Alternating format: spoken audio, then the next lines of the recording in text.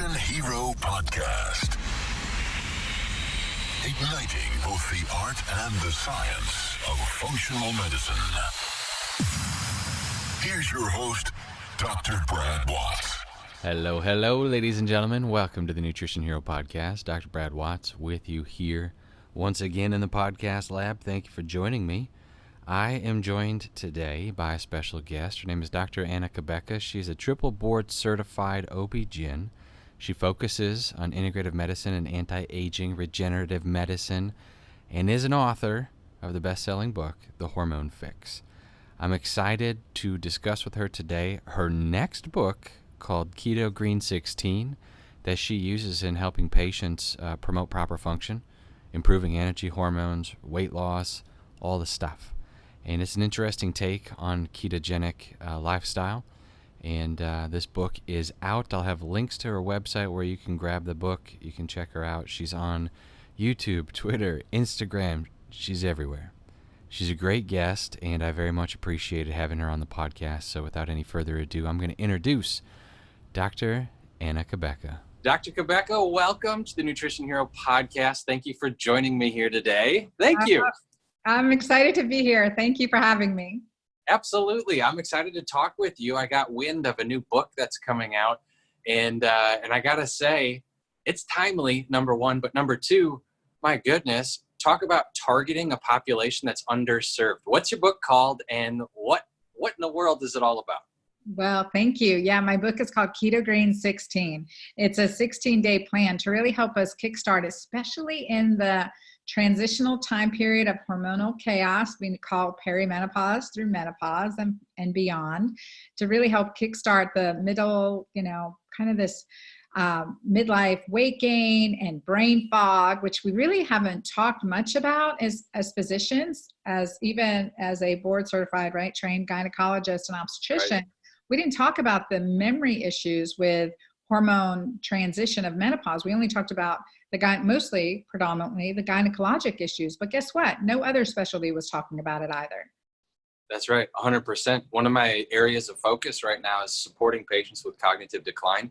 And my goodness, the practices all over the country that are going to hear what you're about to talk about and put it into practice. And so your book is coming out in May, is that correct? Yes, it's called Keto Green 16. May 5th it releases, so Mardi Gras. We'll have some great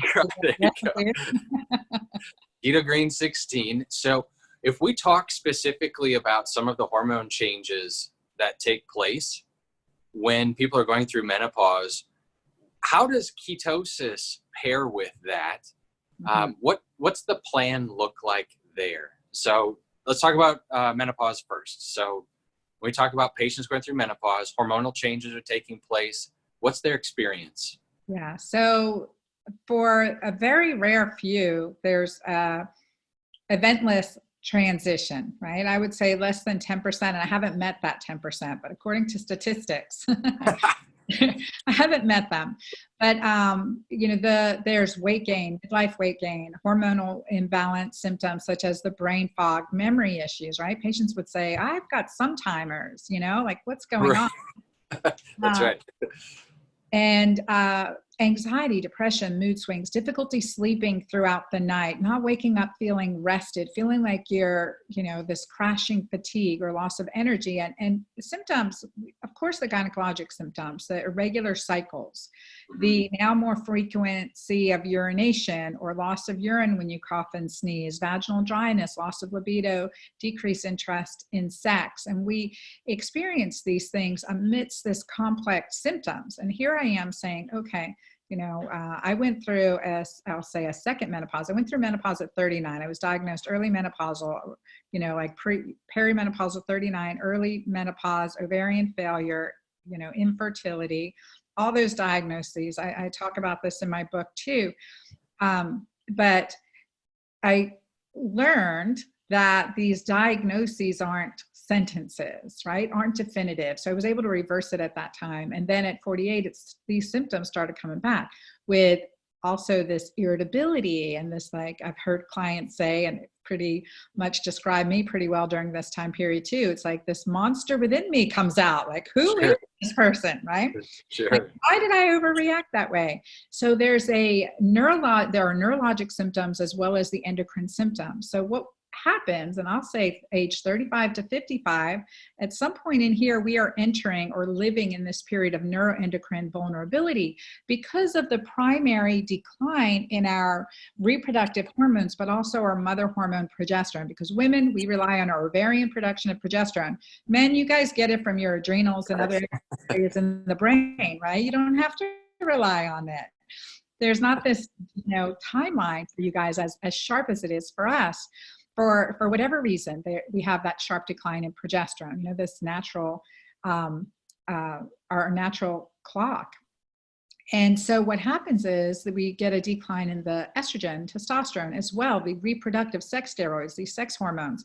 You hear everyone talking about, okay, going in for testosterone this, testosterone that at these younger and younger ages. And we really can't do that because we have to address the underlying reason why our estrogen and testosterone are declining. And your physicians, everyone listening, you get that, right? You get that. We've got to get to the root cause, fix the physiologic breakdown, and then everything else gets better. And the same is true. Well, with perimenopause, we kind of are fighting that natural decline because of declining ovarian production of hormones. But what's really important, and this is what I was experiencing at age 48, this brain fog, loss of memory, and physician, board certified, blah, blah, blah. I had a great memory. I had lost, basically, I would say my memory was maybe 10% functioning, 20%. Oh my goodness. I tell you, it's terrible. And that is scary. That is scary. Yeah. And, again, you experience these symptoms. You're like, will it ever get better? But, there's that scientist in me, that investigator. Okay, well, why is this happening? Why is this happening now? And what's going to help? Well, while I was dealing with this memory fog, the waist gain, right? The weight gain started coming back on, and I gained 20 pounds like overnight. It seemed like I wasn't doing anything different. And let me tell you, Brad, this humbled me because when my patients came into my practice, I'm a young doc and in my 30s, and they'd say, Dr. Ann, I'm gaining 5, 10, 20 pounds overnight and I'm not doing anything different. I'd be like, sure, you're not. Right. Sure you're not. Surely you're doing something different. No, legit. I was not doing anything different. God will make me humble, I'm telling you. And so that was scary because I'd been as much as, over 240 pounds and kept those, lost those 80 pounds and kept them off for nearly a decade. So when that weight gain started back up, that was like, when would it stop? Right? Because I wasn't doing anything different. So that made me go keto. But then I experienced the side effects with keto that were even worse than keto flu. We'll call it crazy. Okay. What were your side effects specifically? So, here I was, I had kids in 3 different schools, elementary, middle, and high school. And so 2 of them teenagers, all 3 girls, teenagers. And it was, this irritability, losing my calm, overreacting, and just not feeling this peace. And here I was going strict carb restriction because I didn't want to gain another pound. Yeah. But those side effects were really challenging. So I needed to ask why.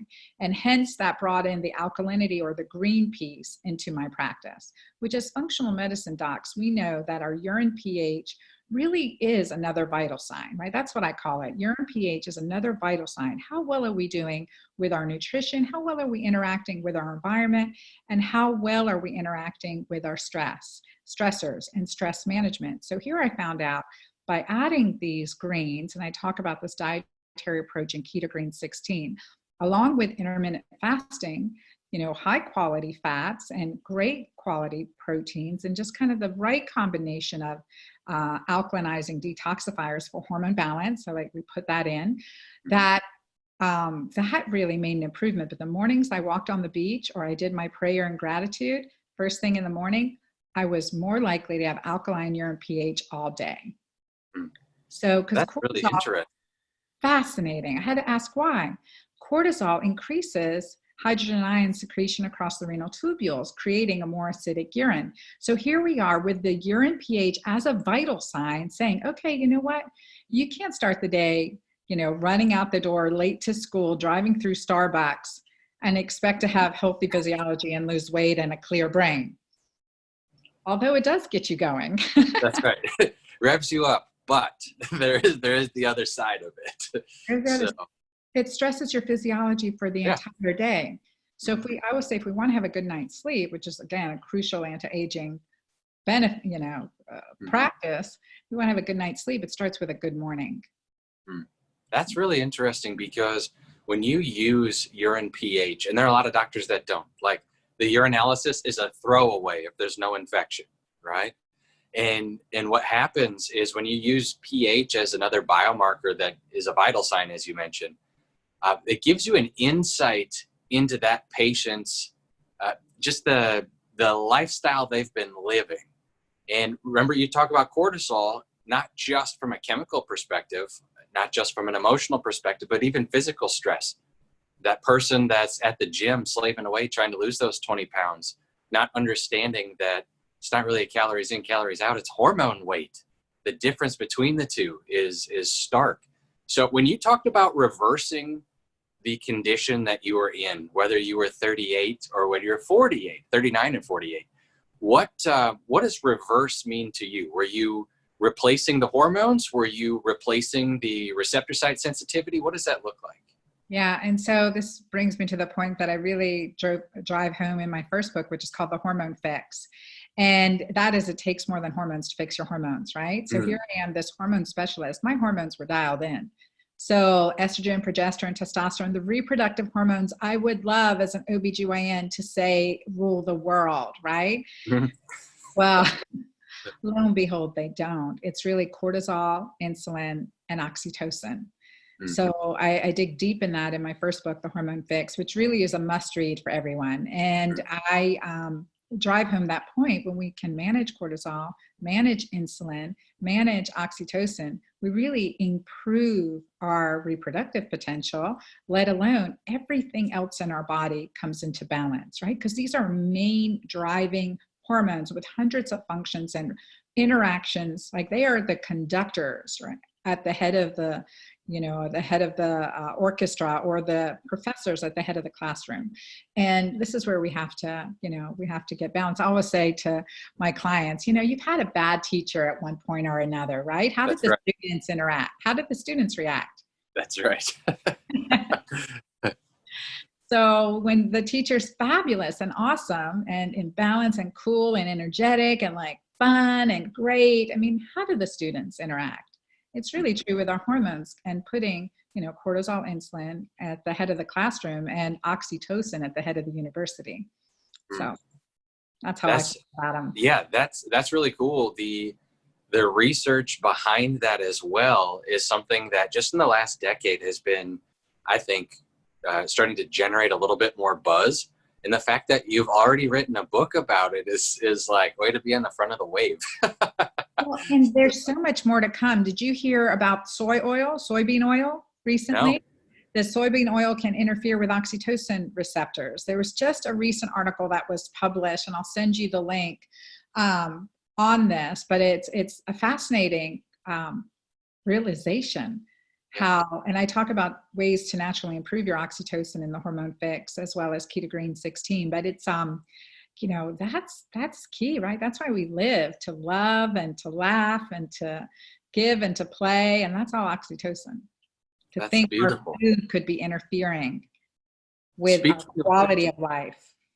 Speaking of which, that exact point, there's this balance in functional medicine right now where some people are all in on the keto. Some providers are like, nah, I'm not doing keto until there's 27 research articles that back up what I'm going to tell my patients, right? And you get this balance between common sense and the medical literature. What's your position right now with ketones specifically? Are you prescribing these for most patients in general, or is there a select group where you're like, ketosis is not for you, buddy? We are designed to live in ketosis for periods of time. And so I believe in metabolic flexibility. Plus, I'm a glutton at heart. So like, I'm like, feasting, love my wine, love my chocolate, love all these things. But there's a balance. And let me tell you this, Brad, I believe it's mandatory for women through perimenopause, menopause, postmenopause to get into the discipline of getting keto green or keto alkaline for the rest of our lives, because we are designed to live this way. We are optimized to live this way. And when we're not, we're filling up nursing homes with mentally incapacitated, beautiful individuals with so much capacity and life left that it's a travesty of this medical community saying, oh, well, what makes sense? I mean, we have fasted for generations. What are our most longest lived cultures? What do? They live in community and they fast.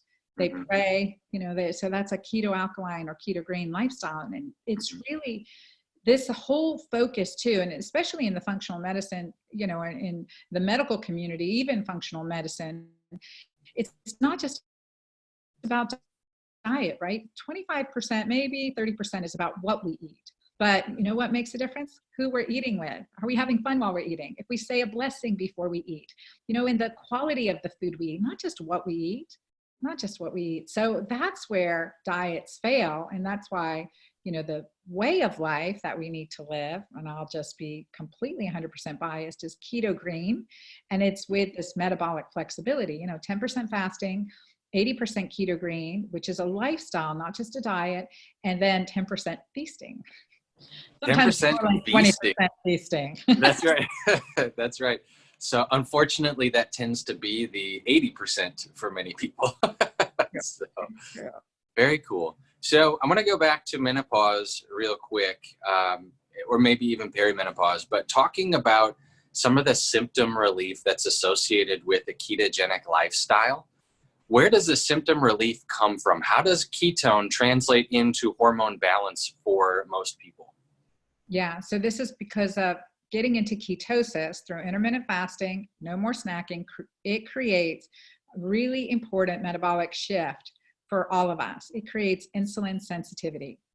So that's going to better regulate progesterone, testosterone, estrogen. I mean, we have to create this insulin sensitivity, reverse what's happening naturally in our body as we get older, is we're naturally more inclined to insulin resistance, which, is going to create diabetes, metabolic syndrome, Alzheimer's. We're on that trajectory.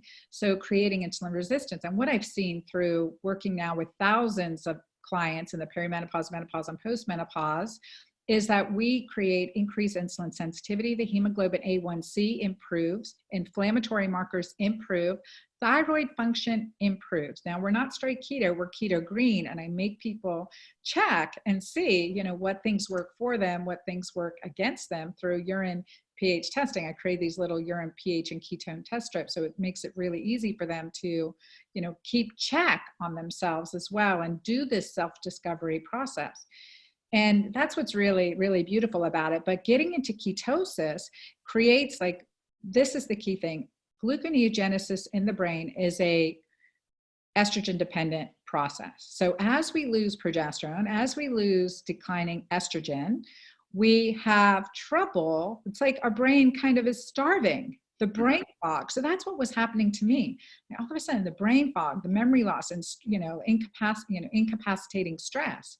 Well, as I got the keto part dialed in and I got the alkaline part dialed in, then I had this huge brain clarity. My memory was back, like the cloud had lifted, the veils had opened, and I had my memory, but I also had this calm, this peace. In the Bible, it talks about the peace that surpasses all understanding. Well, because I still had, kid in elementary, a teenager in middle, and a teenager in high school. My external circumstances had not changed, but my reality changed. And all of a sudden, I'm smiling again, really feeling that no other drugs, right? My hormones were dialed in, no other drugs, but because insulin sensitivity and getting a handle on cortisol, which is part of the alkaline piece, the stress management and the dietary intervention and resetting your circadian rhythm. So getting into those pieces really created this, energized enlightenment, this brain clarity. So I don't use exogenous ketones. I don't mind them. I think if they're a kickstart, but I need to use my own ketones. I think that's important. I think it's important. you throw out that reference there that also says that you're going to live on the fat of the land. It doesn't say you're going to live on the synthesized fat of the land. Yeah. So anyway, when we look at the process of ketosis specifically, do you have a target in mind if people are actually measuring their ketone levels? So with urine, I always tell my clients online, with urine pH testing and ketone testing, I just want to see like +1. I mean, I just want to see trace to +1. I mean, get there, and then they'll go higher once they get there. But let's just get there, and we can get to +2, +3, +4, and there'll be times we shift up and shift down. And so I want, in blood, nutritional ketosis is 0.4.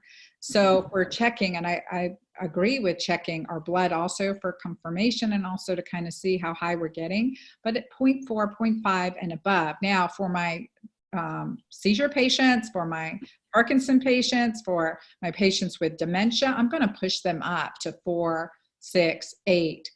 All right. So when we look at that ketone number, there's so much disinformation in the marketplace today where, and I don't know if it's because everybody views themselves from a diabetic perspective where, you know, the ketoacidosis is like 2 steps away from ketoacidosis. You're almost there. Don't do ketogenic eating. It's not good for you. It could put you into that state where you can't come back. I've been doing this for a decade. I've seen thousands and thousands of patients, and I've never seen anybody in ketoacidosis. And I've seen it happen in a hospital setting, but I've never seen it in a clinical practice setting. And it's just one of those things where I feel like the scariness of it has pushed a lot of people away from the lifestyle that they actually should be living that's compatible with health and healing. It's an amazing thing. So I just thank you for putting out more information, for putting out a plan that can promote this new idea of safety for people with ketones. It doesn't have to be scary. It's not all or nothing. It is not all or nothing. Oh my gosh, I got to share one more thing with you and your audience. Sure. It is so important. So with my book, Keto Green 16, and also with my book, The Hormone Fix, I have bunches of recipes and, you know, this really very well structured nutritional plan. But I also tested everything, right? It's test, don't gas, right? That's my philosophy. Test, don't gas. Yeah. What's measured gets managed. So I test everything with the recipes and my lifestyle with this, the Freestyle Libre. Now, I am not diabetic. My hemoglobin A1C one time peaked at 5.7. It is now 4.8. I'm 53 years old. So my hemoglobin A1C goes nice and low. But this is the 24-hour, 14-day glucose monitor. It's called the Freestyle Libre. It's available by prescription, and that's what's really cool. So what you do, you just have an app. You can get one for $40. Your doctor has to prescribe it. It's not over the counter right now. Mine's 92, which my baseline is around 70s, but you have excited me. So here my blood sugar is up to 92. And you can see, and I've been fasting. I'm still in my, 16-hour fasting window. I don't know how well you can see that little peak there. That's glucose peaking in the blood. But what was I doing? I wasn't eating. I was exercising. So here was my high intensity. Here's my warm up and my high intensity exercise. And that was really beautiful. And so I just love this stuff because then I can see with my meals. So you can watch throughout the day and see. So here's the day Keto Green eating. Keto Green steak for lunch and Keto Green dinner, which was whitefish and spinach and onions in a brown gravy sauce. But now look here, I was traveling, coming back from New York City. All right, so I had my Philadelphia pretzel. I am a Pennsylvanian from Philadelphia. I did have a third of one. And then here, look at this high peak. I came home. I definitely, stressed from traveling all day. And this is, look at that peak, 200. You know what that was? I mean, that could have been a margarita or a bowl of ice cream, but it was 6 dates.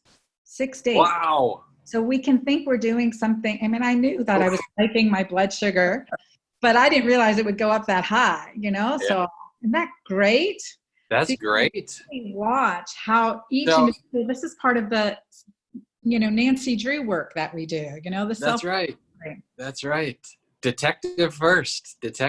When you are talking about intermittent fasting, what's your style that you typically recommend to patients? Are you doing like a 16 off, 8 on window? Or are you doing every other day? What's that look like? Yeah, for Keto Green 16, I push people into a 16-hour intermittent fast. And I encourage the same with Hormone Fix. Really, the research shows that if we have at least 12.5, 13 hours between dinner and breakfast, we know from a study that was published in JAMA in 2016, looking at women who have breast cancer, their risk of recurrent breast cancer is significantly less if they have 13 hours between dinner and breakfast. So we have to do that at least. Everyone listening, women, we have to do that. That's part of the insulin sensitivity issue, right? That's what we're creating. It's not just this lifestyle, but the other part is, and this I talk about in my books, is that we have to eat by 7 p.m. We really do have to eat by 7 p.m. And I know it's challenging. I came home from then soccer practice, so we didn't get home till 7:30, and I'm cooking dinner at that point. And I was like, oh, but I didn't have that window of time between play and soccer to feed her, because we typically like to eat by 6 p.m. in my house. But the reason is when we eat before 7 p.m., the amount of insulin secretion is significantly less than if we ate that same meal after 7 p.m. at 8 or 9. So the late night owls that are eating late are really increasing that insulin resistance. So here, the senior specials, all by 6 p.m. or whatever, they're actually doing a really good thing. That's great. So if you are just joining us, we're watching and listening and talking with Dr. Anna Cabeca. Thank you so much for being on the podcast today. I know we can find you at dranna.com, and there'll be a link to where we can find the book, Keto Green 16, in the podcast notes below. Dr. Anna, do you have any closing advice for our audience today? Yeah, I would just say, from my heart to everyone listening, is that never give up hope. Like whatever you're dealing with, whatever diagnosis you've been given, never give up hope, and, discover what works for you. And it's so much more than about what we eat. It really all comes down to like who we surround ourselves with and who we are and what we want for ourselves. So never lose hope, never lose those dreams, and connect with me. Very good. Dr. Anna, thank you for being on the podcast today.